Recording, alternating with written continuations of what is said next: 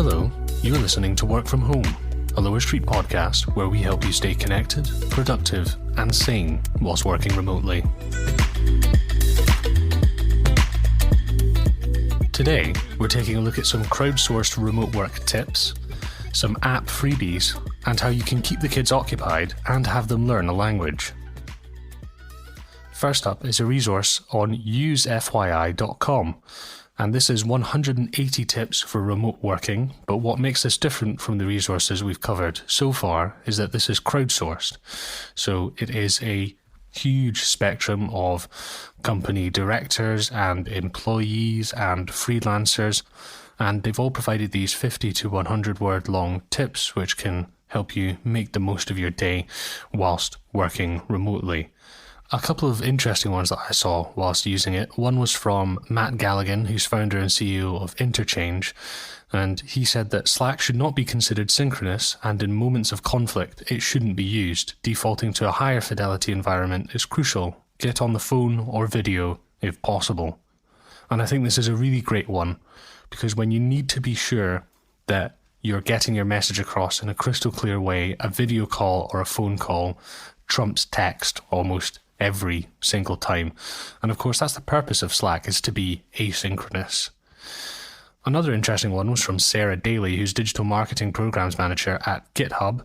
And she says, pay attention to your habits and design your day around your peak productivity. And this is an interesting idea because rather than blocking off time and deciding that's when you're going to get your work done, you instead use a more inductive approach where you just see for yourself where during the day you're actually the most productive and then structure your day around that. And a third piece of advice comes from Corey Haynes, who's head of growth at Barometrics, and he says change it up all the time. New locations, new chairs, new routines. Don't get stuck in the same old thing all the time.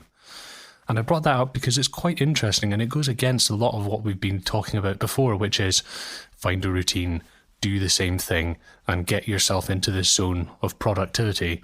And I think it's worth mentioning because not everybody is productive in the same way. For some people, a change of location, whether that be a different room in your house or using a laptop instead of a desktop PC, or even just, a different chair or a different time of day, can actually help them get a huge amount of work done. So I think it's worth mentioning that bit of advice there.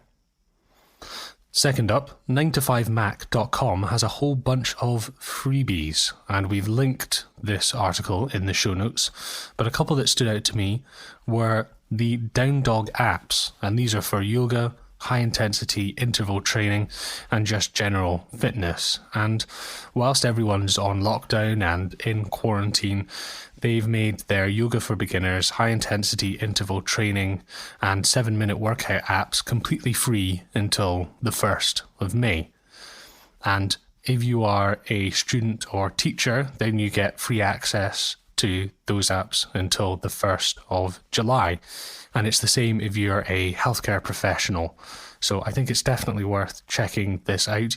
Yoga is something that I do think I need to get into, and I definitely have the time to be exploring things like that at the moment, as I'm sure we all do. Now, if you have kids at home, I don't, so I am free from that whole massive spectrum of responsibility. But if you do have kids at home, then you might be looking for ways to keep them occupied. I know I've heard a lot about that on Twitter and from colleagues. We have found this website called Busuu.com, and they're doing free language lessons for kids during this period of lockdown and self-isolation. And according to this article, which we'll link in the show notes, they're providing access to free online language lessons for kids taught by their qualified language teachers. And all you need to do is choose a language that you'd like your child to learn, select their age group, click on any lessons that you'd like them to do, and then sort of send them off and have them learn these languages.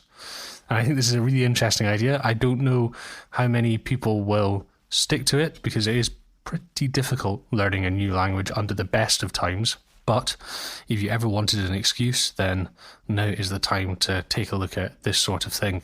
So if you have kids and you're looking to keep them occupied, then maybe this is the one for you. So, that's it for today's episode. Do you have stories about working from home that you'd like to share with us? Tips you'd like to hear? Or topics you'd like us to cover? Email us wfh@lowerstreet.co. And remember to subscribe for new content every weekday.